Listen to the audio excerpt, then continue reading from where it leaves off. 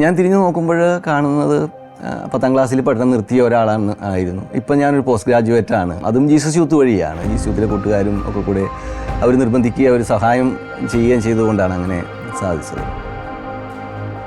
ഞാനിങ്ങനെ ഈശോയോട് ചോദിക്കുന്ന, തമ്പുരാനെ, നീ ഈ മകനെ തന്നു തിരിച്ചെടുക്കാൻ വേണ്ടിയിട്ടാണോ? പക്ഷെ പയ്യെ ഞാൻ ഈശോയോട് പറയുമായിരുന്നു, Eesho okay, I am ready, നീ അതാണ് ആഗ്രഹിക്കുന്നെങ്കിൽ വി ആർ വില്ലിങ്. ഇപ്പോൾ അങ്ങനെ ഒരു ഇൻസിഡൻ്റ് ഇല്ല, പൂർണ്ണ ആരോഗ്യവാനാണ്. പക്ഷെ ആ ഒരു സ്ട്രഗിൾ വന്നപ്പോൾ സക്രാരിയുടെ മുന്നിൽ ഒരു ഉത്തരം കണ്ടെത്താൻ, ഈശോയുടെ കൈപിടിച്ച് നടത്താൻ ഒക്കെ ഞങ്ങൾക്ക് കഴിയുന്നുണ്ടായിരുന്നു. എനിക്ക് കർത്താവ് ഒരു വലിയ ഒരു ബോധ്യം എവിടെയൊക്കെ എനിക്ക് തന്നിട്ടുണ്ട്. കർത്താവാണ് നയിക്കുന്നത് എന്നുള്ളൊരു ചിന്ത. ചില സമയത്ത് നമ്മുടെ വിശ്വാസത്തിന് ചില പിറകിൽ നിന്നുള്ള അടിയൊക്കെ വേണമെന്ന് പറയുന്നത് പോലെ അങ്ങനെയാണ് ഒരു വ്യക്തിപരമായി സ്വന്തമാക്കുക എന്നുള്ള ഒരു അനുഭവത്തിലേക്ക് ഞാൻ വന്നത്.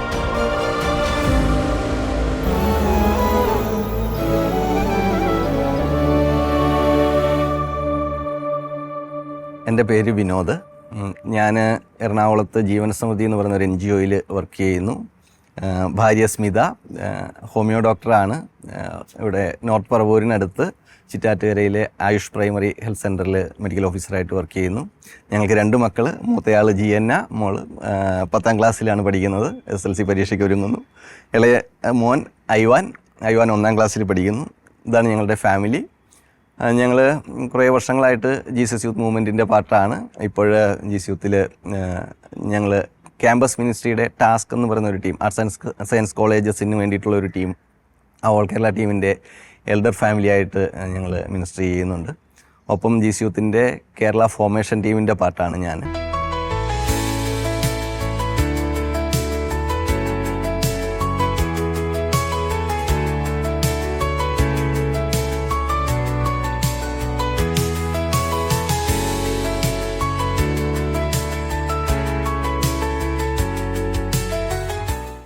ഞാൻ ബേസിക്കലി ഒരു ക്രിസ്ത്യൻ ബാക്ക്ഗ്രൗണ്ടിൽ നിന്നല്ല, ഒരു നോൺ ക്രിസ്ത്യൻ ഫാമിലിയിൽ നിന്നുള്ള ഒരാളാണ്. അപ്പോൾ ഞാൻ SSLC കഴിഞ്ഞ ഒരു സമയത്ത് 91-ലാണ്. അപ്പോൾ ആ സമയത്ത് ഞങ്ങളുടെ ഫാമിലി ലിറ്ററലി ഒരു ജീവിതം വഴിമുട്ടുക എന്ന് പറയുന്ന ഒരു സിറ്റുവേഷനിലെത്തി. വീട്ടിലെ ഒരു ബാക്ക്ഗ്രൗണ്ട് എന്ന് പറയുന്നത് ചാച്ചൻ മേസ്തിരി പണിയെടുക്കുന്ന ഒരാളായിരുന്നു. ഞങ്ങളുടെ എല്ലാവരുടെയും കുടുംബത്തിൻ്റെ ഏക വരുമാനം എന്ന് പറയുന്നത് ചാച്ചൻ്റെ ജോലിയിൽ നിന്നുള്ള വരുമാനമായിരുന്നു. അപ്പം ആ ഒരു സമയത്ത് ചാച്ചൻ പെട്ടെന്ന് തളർവാദം വന്ന് കിടപ്പിലായി. അപ്പോൾ കുറേ നാൾ ഹോസ്പിറ്റലിലും പിന്നീട് വന്ന് വീട്ടിലും. അപ്പോൾ ചാച്ചൻ്റെ ചികിത്സ ഒരു സൈഡിലുണ്ട്. അതുമാത്രമല്ല ഞങ്ങളുടെയൊക്കെ ജീവിത ചിലവുകൾ, നിത്യജീവിതത്തിൻ്റെ ചിലവുകളും ഒക്കെ വഴിമുട്ടിയൊരു സമയമായിരുന്നു. അപ്പം അന്ന് പലരും ഞങ്ങളെ സഹായിച്ചു. അങ്ങനെയൊക്കെയായിരുന്നു മുന്നോട്ട് പോയത്. ആ സമയത്താണ് നാട്ടിൽ അവിടെ ഒരു നമ്മുടെ കോട്ടയിൽ നിന്നുള്ള നായിക്കമ്പറമ്പലച്ചൻ്റെയൊക്കെ ഒരു കൺവെൻഷൻ വരുന്നത്. അപ്പോൾ കൺവെൻഷൻ വരുന്ന സമയത്ത് ചാച്ചനിങ്ങനെ കിടപ്പാണ്. അപ്പോൾ ചാച്ചനെ ധ്യാനത്തിന് കൊണ്ടുപോകാമെന്ന് പറഞ്ഞിട്ട് അവിടെയുള്ള അയൽവക്കത്തെ ചേച്ചിമാരൊക്കെ വന്ന് പറഞ്ഞ് അങ്ങനെ ചാച്ചൻ ധ്യാനത്തിന് പോയി. ആ കൂടെ ചാച്ചന് തന്നെ പോകാൻ പറ്റാത്തത് കൊണ്ട് ഞാനും കൂടെ പോയി.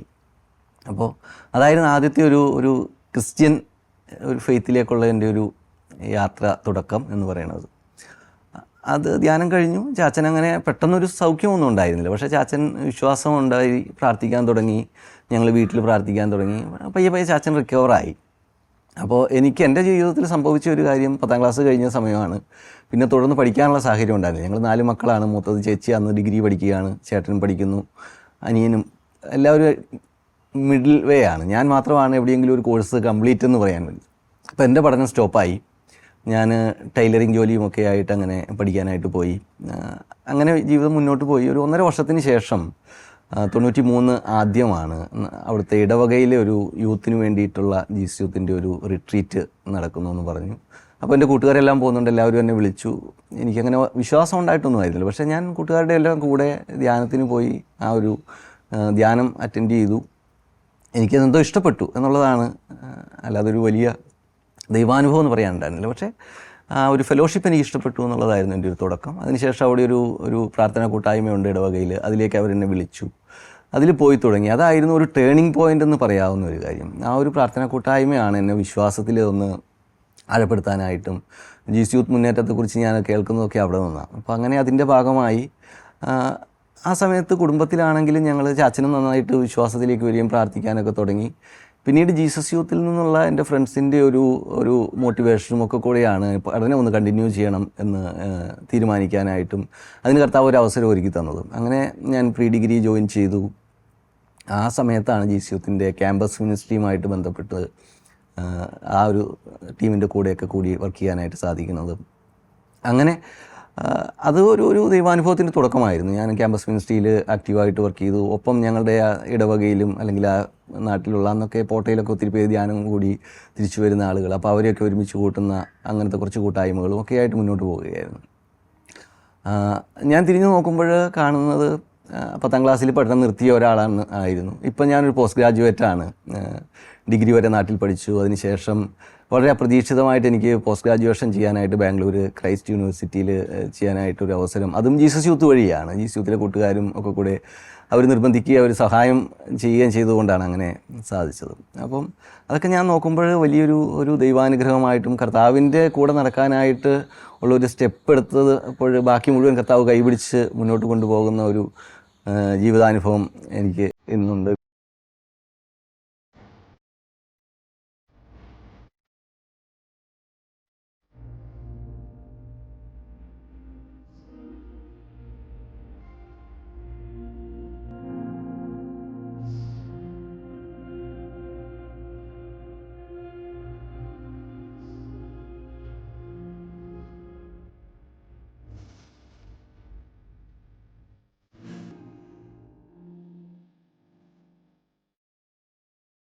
എൻ്റെ വിശ്വാസത്തെക്കുറിച്ച് പറയുകയാണെങ്കിൽ അമ്മയാണ് എനിക്ക് ഈശോയിലേക്ക് എന്നെ നയിച്ചത്. കുഞ്ഞുനാൾ മുതൽ അമ്മ രാവിലെ അടുക്കളയ്ക്ക് കയറുമ്പോഴും മുട്ടുകുത്തി പ്രാർത്ഥിച്ച് അങ്ങനെയൊക്കെയാണ് ഞാൻ കണ്ടത്. ഒരു പ്രത്യേക സാഹചര്യം കാരണം ഞങ്ങളെ വളർത്തിയത് അമ്മയാണ്. ഞങ്ങൾ 2 പേരാണ്, ഞാനും ചേട്ടനും. ഒരു വിശ്വാസത്തിൻ്റെ വിത്ത് അമ്മ തന്നെയാണ് ഇട്ടത്. പിന്നെ പഠിക്കാനായിട്ട് ഹോമിയോ മെഡിക്കൽ കോളേജ് കോട്ടയത്തേക്ക് വന്നപ്പം ശരിക്കും എനിക്കുണ്ടായ ഒരു വിശ്വാസത്തിൻ്റെ കാര്യം എന്ന് വെച്ചാൽ ദൈവത്തോട് പ്രാർത്ഥിക്കണം, ചില കാര്യങ്ങൾ നേടിയെടുക്കണം, അങ്ങനെ ഒരു ആത്മാർത്ഥത അല്ലെങ്കിൽ വ്യക്തിപരമായ ഒരു ബന്ധത്തിൽ നിന്ന് ഉള്ളത് ഒരനുഭവം ഉണ്ടായിരുന്നില്ല. അപ്പോൾ അവിടെ പ്രാർത്ഥിക്കാൻ ഒരു പ്രെയർ ഗ്രൂപ്പിൻ്റെ ഭാഗമായി ഇരിക്കുമ്പോഴാണ് മാതാവിനോട് പ്രാർത്ഥിക്കുന്നത്, വിശുദ്ധ കുർബാനയുടെ ഇമ്പോർട്ടൻസ് അതൊക്കെ നമ്മുടെ സ്വന്തമാക്കണം എന്നുള്ള ഒരു കാര്യമൊക്കെ എൻ്റെ ജീവിതത്തിലേക്ക് വരുന്നത്. അപ്പോൾ മാതാവിനോട് പ്രാർത്ഥിക്കുക, വ്യക്തിപരമായ ഒരു ബന്ധം എടുക്കുക എന്നൊക്കെ എനിക്ക് ചിന്തിക്കാൻ പോലും പറ്റില്ലായിരുന്നു. അതുപോലെ കുർബാനയ്ക്ക് എന്നും പോവുക എന്നുള്ളത് എൻ്റെ ജീവിതത്തിലുണ്ടായിരുന്നില്ല. പല ഘട്ടങ്ങളിലും കൂട്ടുകാർ അങ്ങനെ പറയുമ്പം ഞാൻ ഒത്തിരി തർക്കിച്ചിട്ടുണ്ട് അവരോട്. ഇതൊക്കെ എന്താണ്, ദൈവം എന്ന് പറയുന്നത് നമ്മളിൽ നിന്ന് ഒത്തിരി അകലെയായി ഒരു വലിയ സിംഹാസനത്തിലിരിക്കുന്ന ഒരാളാണ്, അങ്ങനെ ഒരു മനോഭാവമായിരുന്നു എനിക്ക്.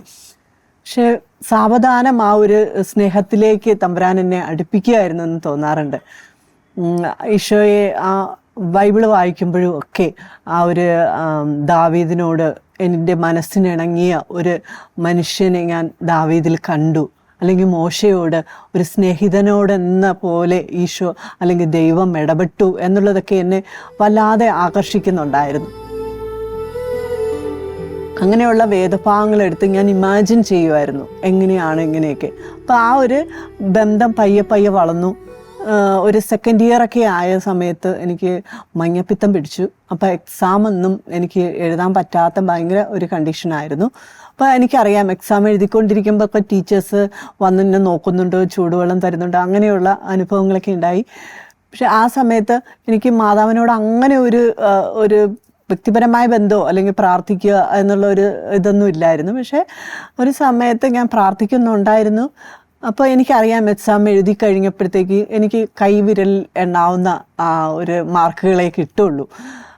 അപ്പം ഞാൻ എക്സാം കഴിഞ്ഞിട്ട് ഞാൻ പ്രാർത്ഥിച്ചു, അമ്മേ ശരിക്കും അമ്മയോട് പ്രാർത്ഥിക്കുന്നത് ശരിയാണെങ്കിൽ എനിക്ക് വ്യക്തിപരമായി ഉത്തരം തരണം. എൻ്റെ ജീവിതത്തിൽ എനിക്കറിയാം എനിക്ക് 10ൽ താഴെ മാർക്കിന് വേണ്ടിയേ ഞാൻ എഴുതിയിട്ടുള്ളൂ. പക്ഷേ എനിക്ക് അത് പ്രൂവ് ചെയ്ത് തരണമെന്ന് ഞാൻ ഭയങ്കരമായിട്ട് പ്രാർത്ഥിച്ചു. അപ്പോൾ സെക്കൻഡ് ഇയർ റിസൾട്ട് വന്നപ്പം എനിക്ക് ആ വിഷയത്തിന് ഫോറൻസിക് മെഡിസിന് 56 മാർക്കായിരുന്നു. അത് എന്നെ വല്ലാതെ, ചില സമയത്ത് നമ്മുടെ വിശ്വാസത്തിന് ചില പിറകിൽ നിന്നുള്ള അടിയൊക്കെ വേണമെന്ന് പറയുന്നത് പോലെ അങ്ങനെയാണ് ഒരു ഗോഡ് എക്സ്പീരിയൻസ്, ഒരു വ്യക്തിപരമായി സ്വന്തമാക്കുക എന്നുള്ള ഒരു അനുഭവത്തിലേക്ക് ഞാൻ വന്നത്.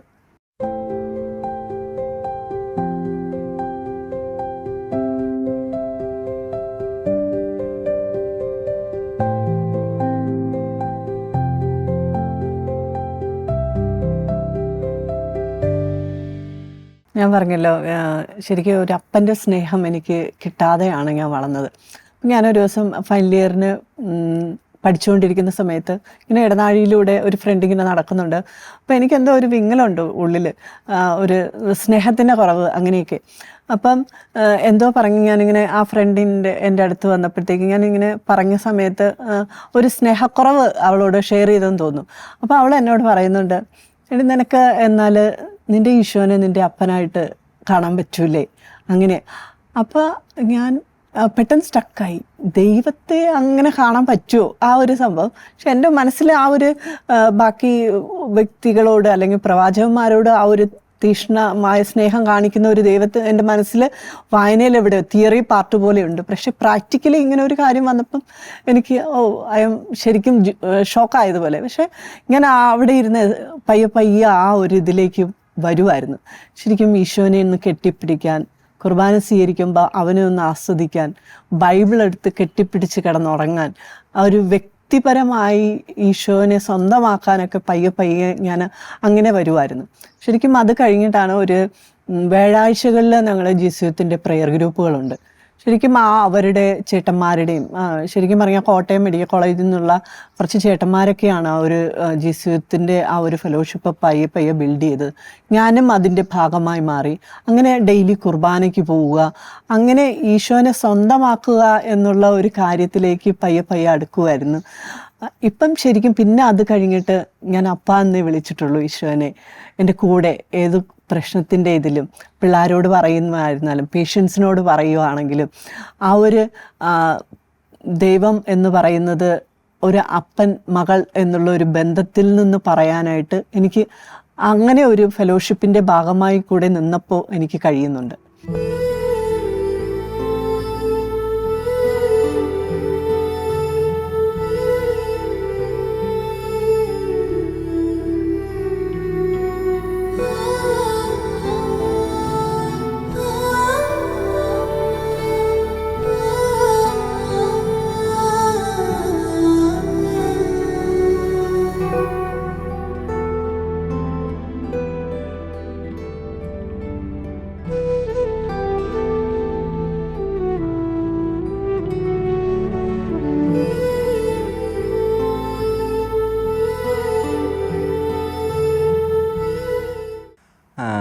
ഞാൻ നേരത്തെ പറഞ്ഞല്ലോ, ഞാൻ 10ാം ക്ലാസ്സിൽ പഠനം നിർത്തിയതിന് ശേഷം പിന്നീട് ജീസുയത്തിലേക്ക് വന്നു. അതിനുശേഷം എൻ്റെ പഠനം കണ്ടിന്യൂ ചെയ്യാനായിട്ട് കർത്താവ് അനുവദിച്ചു. അങ്ങനെ ഞാൻ ഡിഗ്രി വരെ നാട്ടിൽ പഠിച്ചു. അതിനുശേഷം ജോലിയുമായിട്ട് കുറച്ച് നാൾ ബാംഗ്ലൂരുണ്ടായിരുന്നു. വീണ്ടും തിരിച്ച് കുറച്ച് നാൾ നാട്ടിൽ വന്ന് നിന്നു. അപ്പോഴൊക്കെ ഞാൻ ഈ ടൈലറിങ് ജോലി പാർട്ട് ടൈമായിട്ടൊക്കെ കണ്ടിന്യൂ ചെയ്യുന്നുണ്ട്. പിന്നീട് 2002 ഞാൻ PG പഠിക്കാനായിട്ടൊരു അവസരം എനിക്ക്, അതും കർത്താവ് ഭയങ്കര അത്ഭുതകരമായിട്ട് തന്ന ഒരു അനുഭവം, ഒരു അവസരമായിരുന്നു. എൻ്റെ വീട്ടിൽ നിന്ന് ₹1 പോലും മുടക്കാതെ അവിടെ പോയി PG ചെയ്യാനായിട്ടും എൻ്റെ താമസവും ഫീസും എല്ലാം ജീസ് യൂത്തിലെ കൂട്ടുകാർ വഴിയുമൊക്കെയാണ് നടന്നത്. അപ്പോൾ ഇതൊക്കെ ഈ പറയുമ്പോഴും ഞാൻ ഓർക്കുന്നൊരു കാര്യം, എല്ലാ കാലത്തും എന്നും നല്ല അനുഭവങ്ങളോ അല്ലെങ്കിൽ സന്തോഷത്തിൻ്റെ അനുഭവങ്ങളോ മാത്രമൊന്നുമല്ല നമ്മുടെ ജീവിതത്തിൽ ഉണ്ടാവുന്നത്. എൻ്റെ ജീവിതത്തിൽ ഈ സ്ട്രഗിൾസൊക്കെ അല്ലെങ്കിൽ ഇത്തരം അനുഭവങ്ങൾ എൻ്റെ ഉള്ളിലുണ്ട്. കർത്താവ് പിടിച്ച് നടത്തുന്നു എന്നുള്ളൊരു എക്സ്പീരിയൻസും ആ ഒരു ബോധ്യവുമുണ്ട്. പക്ഷേ പലപ്പോഴും ജീവിതം അത്ര സ്മൂത്തൊന്നും ആയിരുന്നില്ല. എനിക്ക് തോന്നുന്നു കുറേ കാലം ഞാൻ ജോലി ഇല്ലാതെ ബാംഗ്ലൂരിൽ ഇരുന്നൊരു സമയമുണ്ട്. PG ഒക്കെ കഴിഞ്ഞ് ജോലി ചെയ്തുകൊണ്ടിരുന്നു. അതിനിടയ്ക്ക് റിസഷൻ്റെ ടൈമിൽ ജോലി പോയി. അപ്പോൾ ജോലി ഇല്ലാത്തപ്പോഴും പലരും എന്നെക്കുറിച്ച് ആകുലപ്പെട്ടിട്ടുണ്ട്, അല്ലെങ്കിൽ ഉത്കണ്ഠ എങ്ങനെ മുന്നോട്ട് പോകും എന്നുള്ള ചിന്തയുള്ളപ്പോഴും എനിക്ക് കർത്താവ് ഒരു ബോധ്യം എവിടെയൊക്കെയോ എനിക്ക് തന്നിട്ടുണ്ട്. കർത്താവാണ് നയിക്കുന്നത് എന്നുള്ളൊരു ചിന്ത. അപ്പോൾ എനിക്ക് തോന്നുന്നു ഒരു വർഷത്തിലധികമൊക്കെ ജോലി ഇല്ലാതെ കണ്ടിന്യൂസ് ഇരുന്ന സമയം. ആ സമയത്ത് റൂമിൻ്റെ റെൻറ്റ് വേണം, ഭക്ഷണത്തിൻ്റെ കാര്യങ്ങൾ, യാത്രയുടെ കാര്യങ്ങൾ, ചിലവുകൾ ഇഷ്ടം പോലെയുണ്ട്. മുന്നോട്ട് നോക്കുമ്പോൾ നമ്മുടെ മുന്നിൽ ഒന്നുമില്ല. പക്ഷേ കർത്താവ് വഴി നടത്തും. ഞാൻ ഓർക്കുന്ന ഒരു എക്സ്പീരിയൻസ് ഇതാണ്. ഞാൻ പോയിരുന്നു പ്രാർത്ഥിക്കും. എപ്പോഴും ദിവ്യകാരുണ്യത്തിന് മുമ്പിലിരുന്ന് പ്രാർത്ഥിക്കാനായിട്ട് സമയം കണ്ടെത്തുമായിരുന്നു. അപ്പോൾ ഒരു ദിവസം ഞാനിങ്ങനെ ഓർക്കുകയാണ്, എൻ്റെ കയ്യിൽ ആകെ 20 രൂപയുണ്ട് എൻ്റെ കയ്യിൽ. അപ്പോൾ ഞാനൊരു ദിവസം വൈകുന്നേരം വീട്ടിലേക്ക് നടന്നു പോവുകയാണ്.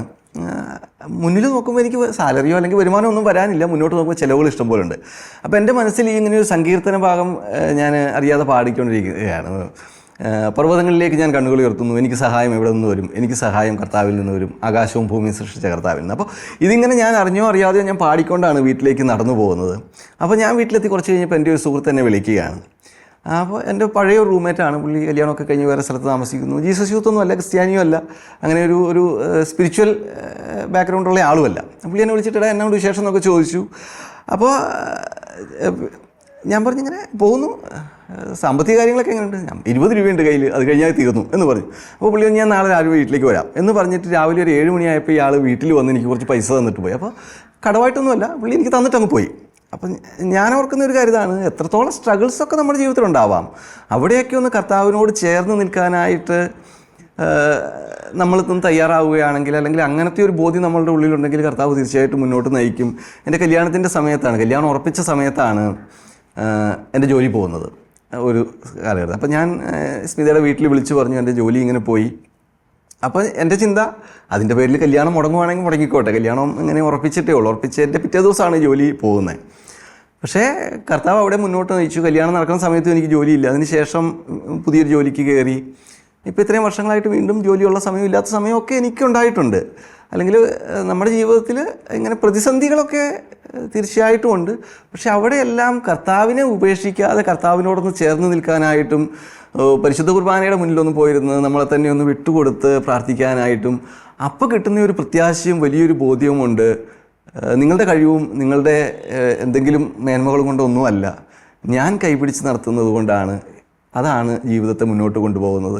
ആ ഒരു ബോധ്യത്തിലാണ് ഇന്നും എത്രത്തോളം പ്രതിസന്ധികളുണ്ടായാലും, സാമ്പത്തികമായിക്കോട്ടെ മറ്റെന്തെങ്കിലും തരത്തിൽ ജീവിതം, കുടുംബ ജീവിതത്തിലായാലും പ്രൊഫഷനിലായാലും ഒക്കെ വരുന്നിടത്തൊക്കെ കർത്താവിനോട് ചേർന്ന് നിൽക്കാനായിട്ടുള്ളൊരു ബോധ്യം എനിക്ക് ഇത്തരം പ്രതികൂല അനുഭവങ്ങൾ ഉണ്ടായ സമയത്താണ് എനിക്ക് അങ്ങനെയൊന്ന് കർത്താവിനെ പരിശീലിപ്പിച്ചതും ആ രീതിയിൽ എന്നെ മുന്നോട്ട് നയിച്ചതും. അതില്ലായിരുന്നെങ്കിൽ ഒരുപക്ഷെ എന്തെങ്കിലും ഒരു തളർച്ചയുണ്ടായാൽ പെട്ടെന്നങ്ങ് വീണു പോകാമായിരുന്നു. അപ്പോൾ നമ്മുടെ മുന്നിൽ ഇങ്ങനത്തെ അനുഭവങ്ങളൊക്കെ ഉണ്ടാകുമ്പോഴേ നമുക്ക് ഈ ജീവിതത്തിൻ്റെ യാഥാർത്ഥ്യം എന്ന് പറയുന്നത് ഒരിക്കലും ഇങ്ങനെ സന്തോഷം മാത്രം, അല്ലെങ്കിൽ കർത്താവ് നമ്മൾ ചോദിക്കുന്നതെല്ലാം തരുന്നു എന്ന് പറയുന്നതൊന്നും അല്ലല്ലോ. അവിടെയൊക്കെ കർത്താവിൻ്റെ ഒരു സ്വരം തിരിച്ചറിയാനായിട്ടും അതിൻ്റെ ഒരു കർത്താവിൻ്റെ ഹിതമൊന്ന് ചോദിച്ച് അങ്ങനെ ഒന്ന് മുന്നോട്ട് പോകാനായിട്ടുമായി കർത്താവ് എനിക്ക് ഒത്തിരി തവണ ഇടയാക്കിയിട്ടുണ്ട്.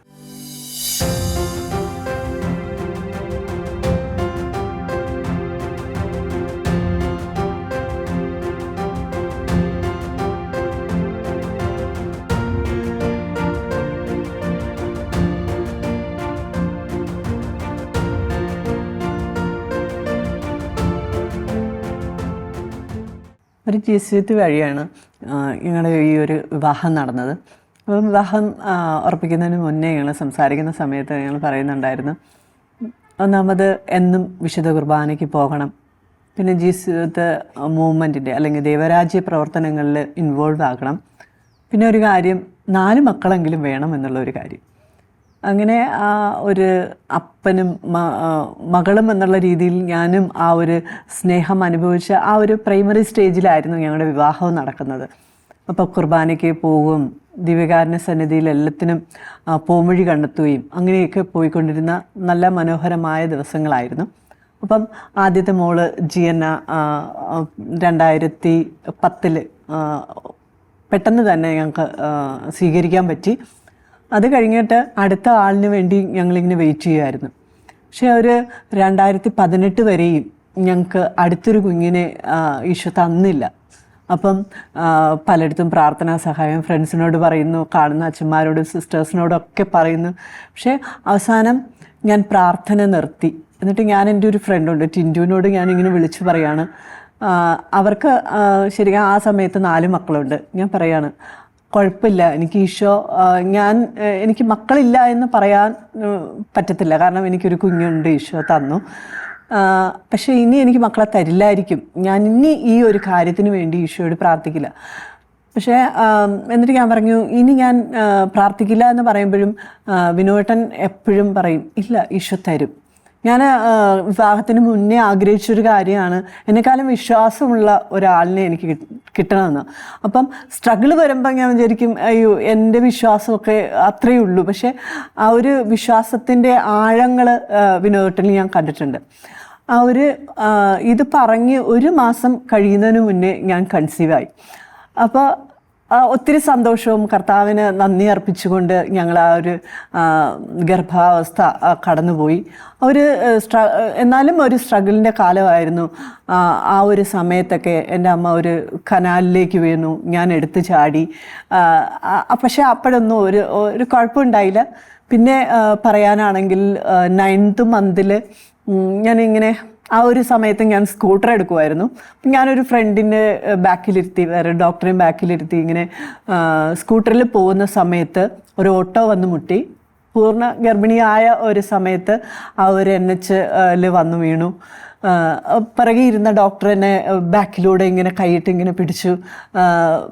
തറയിൽ വീണു, പക്ഷെ വാഹനങ്ങളൊന്നും വന്നില്ല. പക്ഷെ അത്ഭുതകരമായി കർത്താവ് വഴി നടത്തി. അപ്പം ഞങ്ങൾ ഈ കുഞ്ഞിനെ സ്വീകരിക്കുന്ന സമയത്തും മാതാവിൻ്റെ വിമല ഹൃദയത്തിൽ കുഞ്ഞിനെ 33 ദിവസം പ്രാർത്ഥിച്ച് കുഞ്ഞിനെ സമർപ്പിക്കുന്നുണ്ടായിരുന്നു. അത് കഴിഞ്ഞ് കുഞ്ഞിനെ സ്വീകരിച്ചു.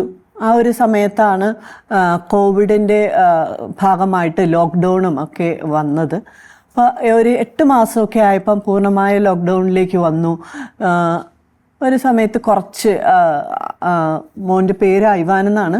ഐവാൻ ഇങ്ങനെ കുറച്ച് ശ്വാസം പിടിക്കുന്ന ബ്രെത്ത് ഹോൾഡ് എന്ന് പറയുന്ന ഒരു പ്രോസസ്സിലൂടെയൊക്കെ കുഞ്ഞ് കടന്നു പോകുമായിരുന്നു.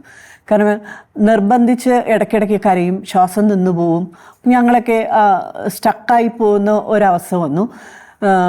അതിന് ഞങ്ങൾ കുറേ, എൻ്റെ ബ്രദർ പീഡിയാട്രിഷ്യനാണ്, ഒത്തിരി എക്സാമിനേഷൻസും അതും ഇതൊക്കെ. അപ്പോൾ ഡോക്ടേഴ്സ് പറയുന്നത് വേറെ ഒന്നും ചെയ്യാനില്ല, ആ ഒരു സംഭവത്തെ നമ്മൾ പയ്യെ ഹാൻഡിൽ ചെയ്യുക എന്നുള്ളൊരു കാര്യം മാത്രമാണ്. അപ്പം ദിവസവും നമ്മളിങ്ങനെ കണ്ണിൽ എണ്ണ ഒഴിച്ച് അവനെ നോക്കിയിരിക്കുക, അവൻ കരയാതിരിക്കാൻ വേണ്ടി നോക്കിയിരിക്കുക എന്നുള്ളതാണ്. കരങ്ങി ഒഴുങ്ങിയാൽ തട്ടുക, പിന്നെ ചിലപ്പോൾ ബ്ലൂ കളറാകും. ആ സമയത്ത് നമ്മൾ എഫേർട്ട് ഇട്ട് അവനെ ജീവനിലേക്ക് കൊണ്ടുവരിക എന്നുള്ള ഒരു പ്രോസസ്സിലൂടെയൊക്കെ ഇങ്ങനെ കടന്നു പോകുമ്പോൾ നമുക്കെപ്പോഴും ലൈഫ് ഇങ്ങനെ ഒരു സ്റ്റക്കായ ഒരവസ്ഥയിൽ തന്നെയാണ്. അപ്പോൾ ഒരു ദിവസം ഞങ്ങൾ തീരുമാനിച്ചു കുഞ്ഞിനെ വീണ്ടും പ്രാർത്ഥിച്ച് അമ്മയുടെ വിമല ഹൃദയത്തിലേക്ക് പ്രതിഷ്ഠിക്കാമെന്ന്. അന്നൊരു ഓഗസ്റ്റ് 15 മാതാവിൻ്റെ സ്വർഗാരോഹണ തിരുനാളിൻ്റെ ദിവസമായിരുന്നു. ഞങ്ങൾ പ്രാർത്ഥിച്ച് 33 ദിവസം പ്രാർത്ഥിച്ച് വിമല ഹൃദയത്തിന് പ്രതിഷ്ഠിച്ചു. ഞങ്ങളുടെ അച്ഛനായ ഫാദർ ഷോജി അച്ഛൻ്റെ അടുത്ത് പോയി പ്രാർത്ഥിച്ചു, കുർബാന സ്വീകരിച്ചു വന്നു. എന്നിട്ട് വിനോട്ടം കടയിലേക്ക് പോയി. ആ സമയത്ത് ഐവാന് പെട്ടെന്ന് ഇതുപോലെ വന്നു, ബ്രെത്ത് ഹോൾഡായി. പക്ഷെ ടോട്ടലി ഒന്നുമില്ലാതായി. കാരണം കണ്ണൊക്കെ ഇങ്ങനെ നീലിച്ചു. അപ്പോൾ ഞങ്ങളെല്ലാം നിലവിളിച്ചു പോയി. അടുത്തുള്ള ആൾക്കാരെല്ലാം ഓടിക്കൂടി. ശരിക്കും ആ സമയത്ത് ഞാനൊരു ഡോക്ടർ എന്നുള്ള കാലം ഒരു അമ്മയായി. അപ്പം എനിക്കൊന്നും ചെയ്യാൻ പറ്റാത്ത ഒരു വലിയ കണ്ടീഷനിൽ ഇങ്ങനെ നിൽക്കുമായിരുന്നു. പക്ഷെ എന്തോ ഈശോ ഇങ്ങനെ ഓർമ്മിപ്പിച്ചിട്ട് പെട്ടെന്ന് ഞാൻ എൻ്റെ ഡോക്ടർ എന്ന് പറയുന്ന ഒരു CPR കൊടുത്തു. ഗ്രാജുവലി കൊച്ച് കരഞ്ഞു, ജീവനിലേക്ക് വന്നു. തമ്പുരാൻ വീണ്ടും തിരിച്ചു വന്നു. പിന്നെ ഞങ്ങൾ ഹോസ്പിറ്റലിൽ കൊണ്ടുപോയി ഓക്സിജൻ്റെ ബാക്കി പ്രൊസീജിയറും ഒക്കെ കഴിഞ്ഞ് തിരിച്ച് വീട്ടിലേക്ക് വന്ന സമയത്ത് ഞാനിങ്ങനെ ഈശോയോട് ചോദിക്കുന്ന, തമ്പുരാനെ നീ ഈ മകനെ തന്നു തിരിച്ചെടുക്കാൻ വേണ്ടിയിട്ടാണോ എന്ന് ഞാനിങ്ങനെ എപ്പോഴും വല്ലാണ്ട് കരഞ്ഞു പോയി. കാരണം ഒത്തിരി ആഗ്രഹിച്ചിട്ട് കിട്ടിയ കുഞ്ഞാണ്, പക്ഷേ തിരിച്ചെടുക്കാൻ വേണ്ടിയിട്ടാണോ? പക്ഷെ പയ്യെ ഞാൻ ഈശോയോട് പറയുമായിരുന്നു, Eesho okay, I am ready, നീ അതാണ് ആഗ്രഹിക്കുന്നെങ്കിൽ വി ആർ വില്ലിങ് എന്ന് പറഞ്ഞ് ഞങ്ങൾ പൂർണ്ണമായി സറണ്ടർ ചെയ്ത് ഈശോയ്ക്ക് സമർപ്പിച്ചു. ഞങ്ങൾ മനസ്സുകൊണ്ട് ഒരുങ്ങി. ഈശോയെ, ഞങ്ങൾക്ക് വളരെ കാലമായി കാത്തിരുന്ന് തന്ന മകനെ ഒത്തിരി പേര് ഞങ്ങൾക്ക് വേണ്ടി പ്രാർത്ഥിച്ചു. ആ ഒരു ക്രൈസിസിൽ തമ്പുരാൻ വഴി നടത്തുന്ന പയ്യെ കാണുമായിരുന്നു. ഗ്രാജുവലി ഐവാൻ്റെ അസുഖം ഒരു മാസം കൊണ്ട് തന്നെ പയ്യെ അങ്ങനെ അങ്ങ് വിട്ടുമാറുമായിരുന്നു. ഇടയ്ക്കിടയ്ക്ക് വരും, വർഷത്തിലൊരിക്കൽ വരും. എന്നുവെച്ചാൽ ഇപ്പോൾ 2 വർഷത്തോളമായി വന്നിട്ട്.